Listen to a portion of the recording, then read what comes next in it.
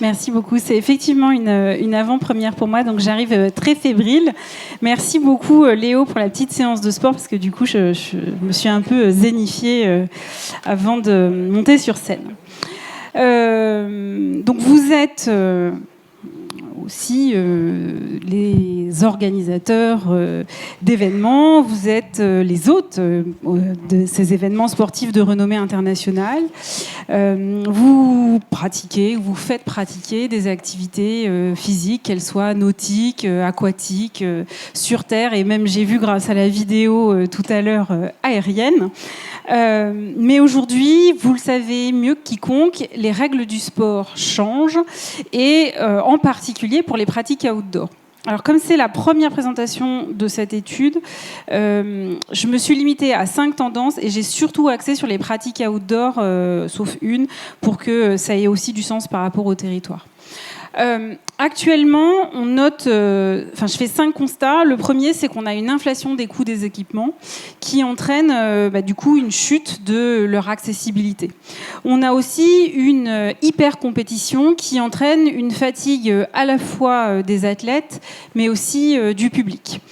On a une solitude et une sédentarité qui est extrêmement inquiétante. Et je pèse mes mots.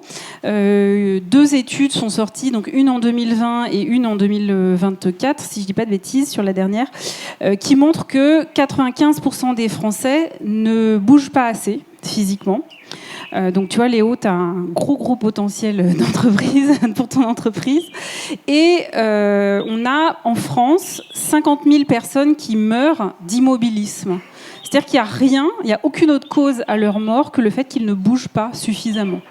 Donc ça alerte quand même. Je rappelle que le nombre de morts sur la route, c'est moins de 5 000. On met d'énormes moyens sur la prévention routière. Sur la prévention par le sport, on n'est pas très loin de zéro. Donc il y a un vrai choix politique autour de ça, et j'espère que ce que je vous dis sera entendu en haut lieu. On a aussi une pression écologique qui fait que le sport doit se réinventer dans cette course et cette relation au vivant.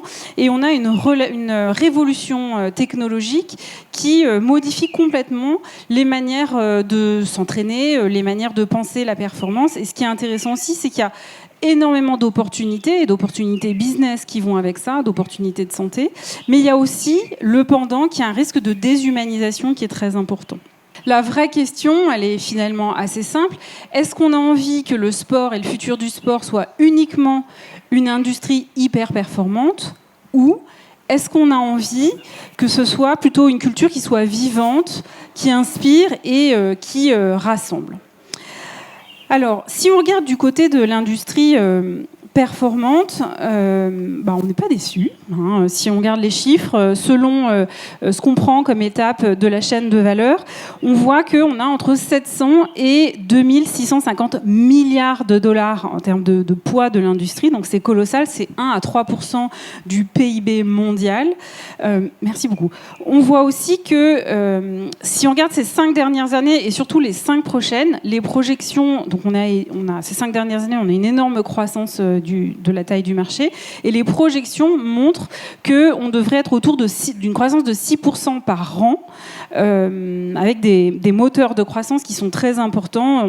Donc si on compte l'urbanisation, les marchés émergents, le sponsoring assez massif, et puis tout le développement du commerce en ligne, du tourisme sportif et du sport santé. Mais comme je vous l'ai dit, on a un autre choix, et c'est que le sport, ça n'est pas finalement qu'une industrie en croissance et en transformation, c'est aussi une culture qui est de plus en plus vivante et qui fait face à 4 grands enjeux. Le premier, c'est un enjeu d'économie et d'accessibilité, évidemment, et de démocratisation. Si les coûts, il y a une inflation sur les coûts, eh bien la démocratisation du sport est nécessairement en danger. On a aussi tout un sujet autour de l'inclusion, de l'équité, avec un travail sur la lutte contre le sexisme, la lutte contre les violences sexuelles. On a tout un sujet d'intégration du e-sport qui est aujourd'hui très développé en Asie, mais qui ne l'est pas du tout en Europe, et d'inclusion des personnes handicapées, mais aussi des seniors, parce que, je le rappelle, notre pyramide des âges est une pyramide inversée, et donc on a plus de personnes âgées, et on aura de plus en plus de personnes âgées avec le papy boom dans les années à venir que de jeunes bébés.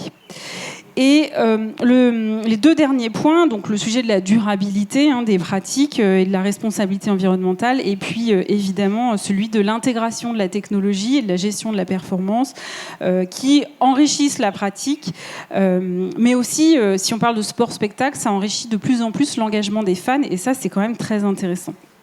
Alors, face à cette croissance, face à cette culture, finalement, quelles sont les tendances pour le sport, et en particulier outdoor, d'ici à 2035 ? Alors, comme vous avez une séance de sport et que c'est quand même, on est après le repas, eh bien moi aussi, je voulais vous proposer ma petite pause. Et ce que je voulais vous proposer, c'est un autre type de pause. Je vous propose de fermer les yeux. Et oui, n'ayez pas peur, fermez les yeux, parce que je me rends compte que c'est quand même l'heure de la sieste et que vous avez peut-être envie d'aller sous un arbre du Jardin d'Éden plutôt que d'écouter une consultante de l'Hexagone. Imaginez un sport où la nature devient la salle de sport universelle. Imaginez un sport où la technologie n'éloigne pas, mais amplifie l'intelligence du corps. Imaginez un sport où la performance ne rime plus avec épuisement, mais avec présence. Imaginez un sport qui rassemble plutôt qu'il n'isole. Imaginez un sport qui ouvre les sommets à tous, quel que soit l'âge, le corps ou les moyens. Vous pouvez ouvrir les yeux. Eh bien, ce futur n'est pas une utopie, il se dessine déjà sous nos yeux. Alors, je vais vous présenter 5 tendances qui montrent que ce n'est pas une utopie. La première, elle émerge parce qu'on voit qu'aujourd'hui, les salles de sport, elles sont complètement saturées. On a une standardisation des pratiques et on a aussi une forme de déconnexion au vivant qui génère finalement de nouvelles aspirations. Donc la nature, je ne vais pas vous dire qu'elle devient la nouvelle salle de sport. Pour moi, elle redevient la nouvelle salle de sport, parce que si on regarde nos origines, on n'était pas prévu pour être assis derrière des bureaux 8 heures par jour. Donc la nature, elle redevient une salle de sport à ciel ouvert et les sentiers, les parcs, les rivières, les plans d'eau sont autant d'espaces de libération du corps et de libération de l'esprit. Ce qu'on voit, et ce qui a été d'ailleurs rappelé ce matin, c'est que la crise sanitaire, elle a énormément accéléré le besoin de retour au vivant, le besoin de sport, et en particulier de sport outdoor. Elle a complètement boosté finalement le retour à un sport qui n'est pas seulement, quand on parle de sport outdoor, un sport qui est sorti vers l'extérieur, mais qui est une mutation du rapport au corps, du rapport à la nature et aussi du rapport au collectif. Et je vous en reparlerai quand je parlerai de la tendance sur le we time. En 2035, finalement, bouger en plein air, ce ne sera pas juste une tendance. Ce sera une norme culturelle, un réflexe de santé et quasiment une exigence existentielle.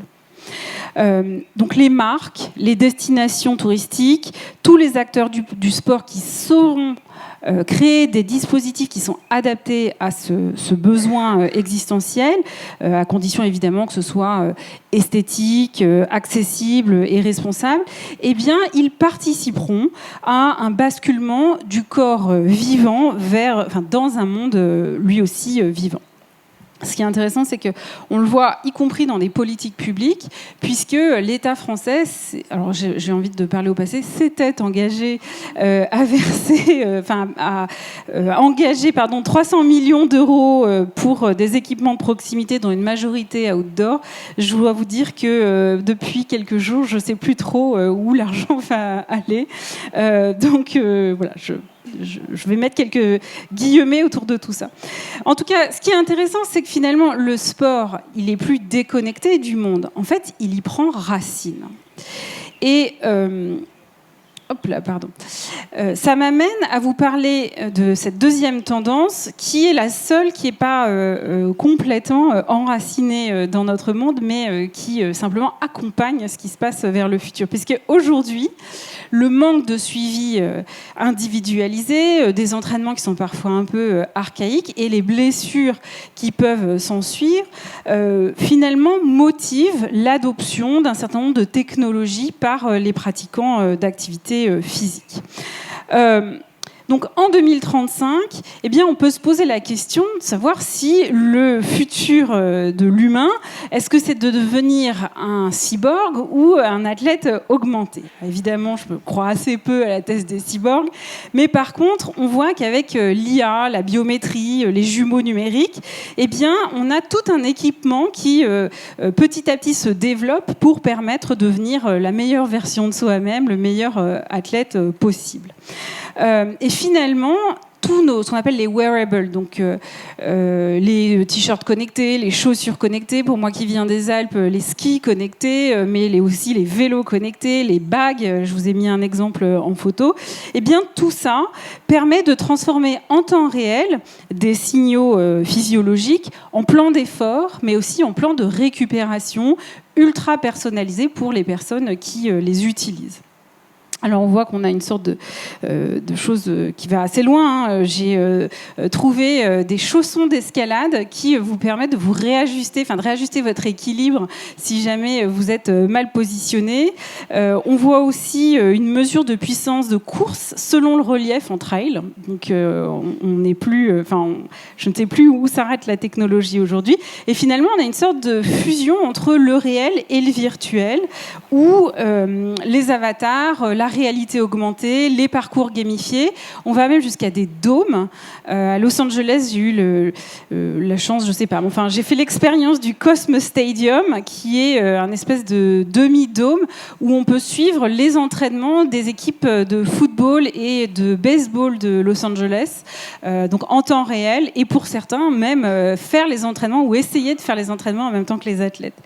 Donc, côté pratique, ce qu'on voit, c'est que les athlètes, ils attendent des équipements qu'ils apprennent et qu'ils corrigent quasiment en temps réel, mieux qu'un coach, ce qui ouvre évidemment la voie en termes de business à des choses assez intéressantes.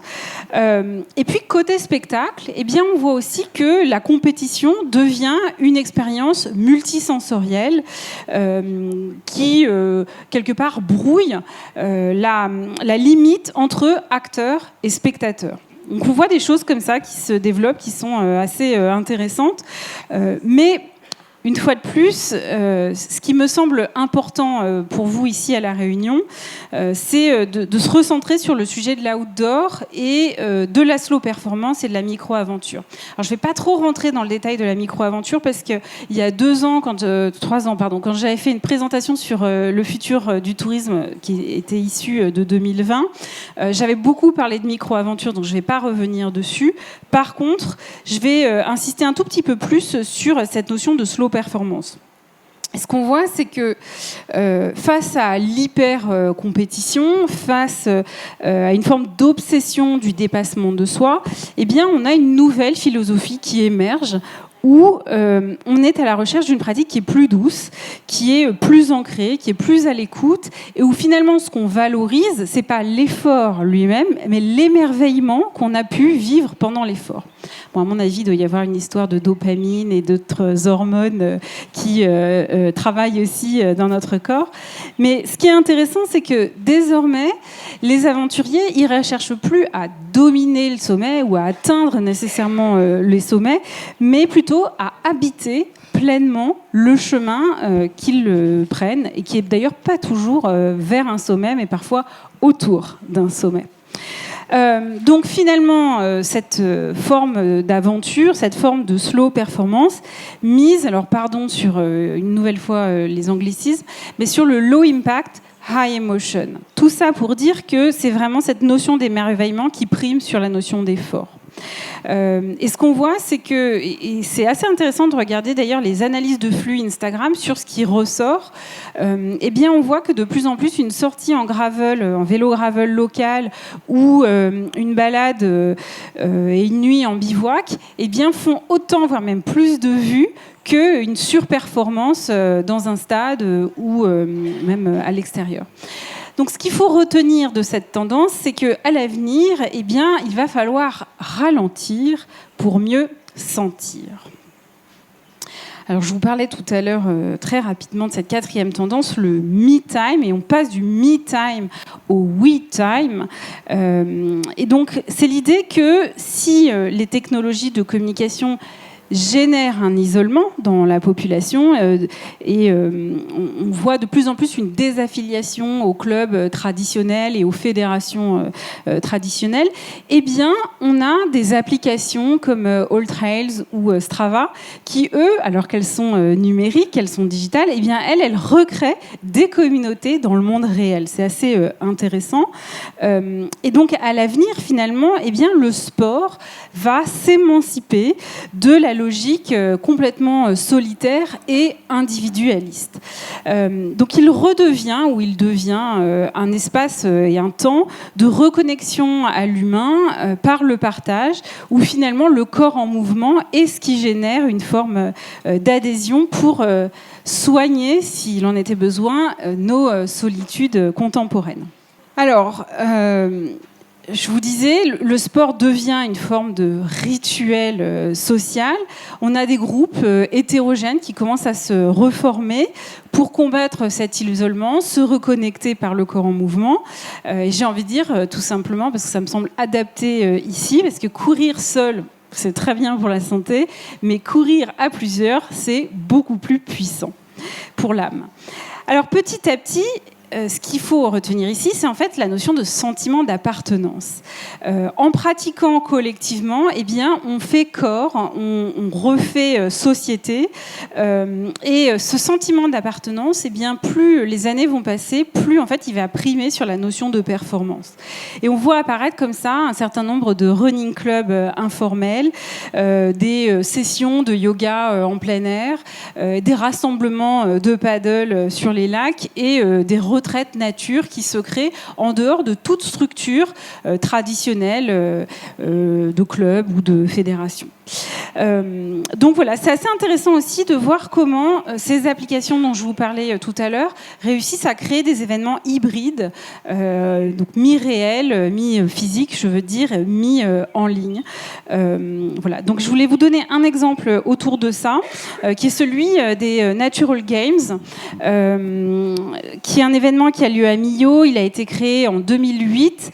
Il a lieu dans le parc des Grandes Causses et il rassemble une vingtaine de disciplines, toutes outdoor, telles que l'escalade, le parapente, le VTT, la slackline, le Dodds. Alors, pour ceux qui ne connaissent pas, c'est un concours de plongeon issu de la culture viking, où on se lance dans cette position.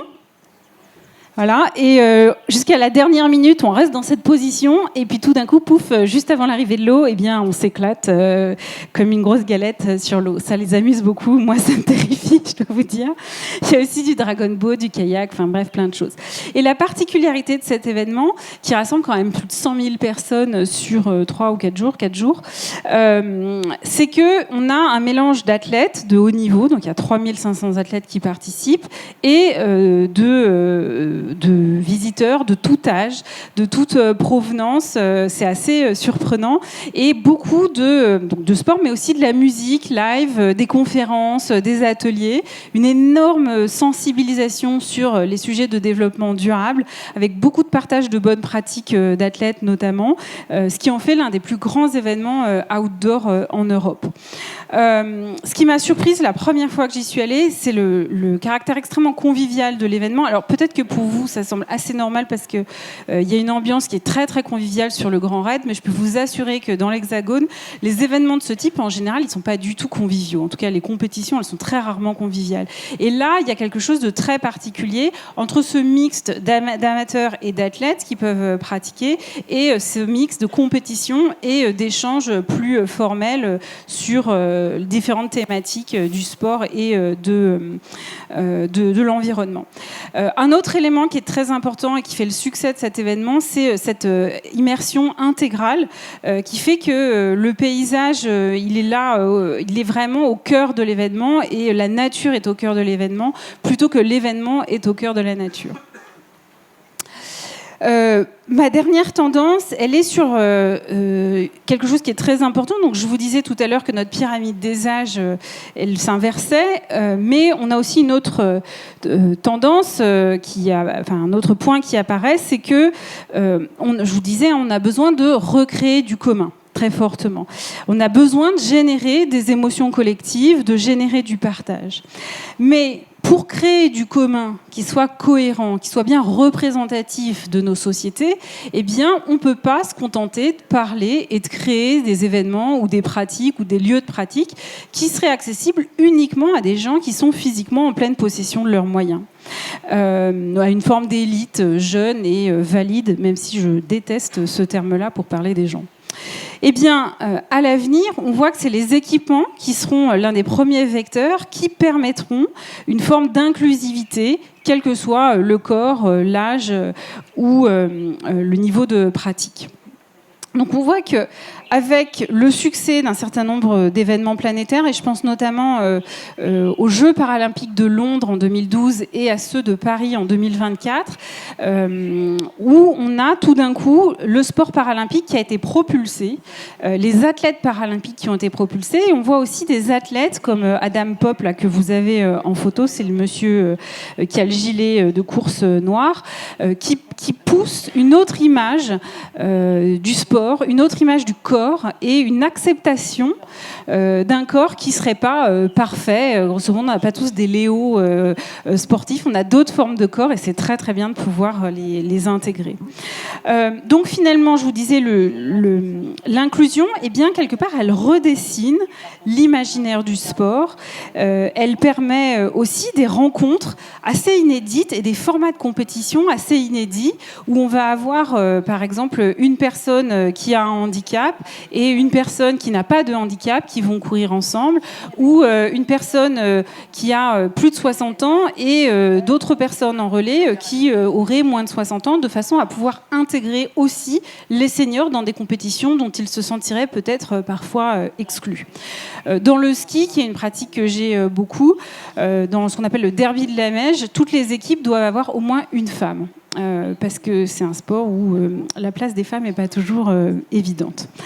Je voulais vous parler d'un événement que je trouve très intéressant qui s'appelle le Limitless Days Festival, qui a lieu aux Ouches et qui permet la composition, là encore, d'équipes et de ces compétitions hybrides avec des personnes qui ont des handicaps et des personnes qui n'en souffrent pas.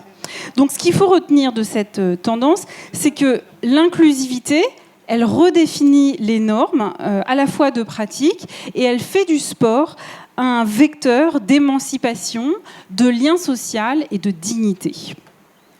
Alors pour conclure, parce que je vois le temps qui passe, s'il n'y avait que 3 points que vous deviez retenir de cette présentation, eh bien c'est qu'on passe d'un sport où seule la performance comptait à un espace, un sport système plutôt qui est sensible, qui est durable, qui est inclusif, qui est ancré dans les enjeux à la fois sociaux, environnementaux et émotionnels.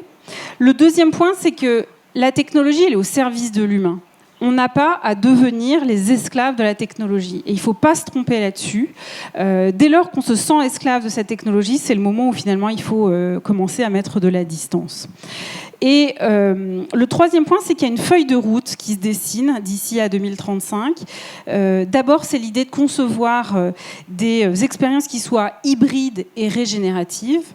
Ensuite, c'est de passer d'une logique produit à une logique écosystème avec des données, du service, des communautés et une circularité. Ne pas oublier le dernier ingrédient. Et c'est aussi l'idée de marier haute technicité et émotion. Si on oublie le volet des émotions, on va perdre les gens, tout simplement. Donc en 2035, le sport, ce sera à la fois un art de vivre, un soin, un engagement et un spectacle. Et aujourd'hui, on est à un carrefour. Soit finalement, on continue de vendre du sport, que ce soit un événement, une prestation d'activité ou un article de sport, comme une marchandise finalement. Soit on décide que le sport, eh bien, c'est une culture qui est en mouvement, qui soigne, qui relie et qui inclut. Et j'aurais envie de terminer en vous proposant un challenge. Dans les 48 prochaines heures, comme je vous l'ai proposé tout à l'heure, essayez d'identifier une initiative sur votre territoire, quelque chose qui fonctionnerait dans votre entreprise, pour là encore créer un récit autour de celle-ci, voir comment cette initiative peut transformer votre entreprise ou votre territoire en un symbole fort d'engagement. Et je terminerai sur ce dernier point. Le futur du sport, c'est pas une super technologie, c'est pas la dernière chaussure avec le rembourrage truc-muche ou le drop bidule, même si évidemment ça peut y contribuer. Mais c'est un élan, c'est un mouvement. Et ce mouvement, il commence avec vous. Merci beaucoup.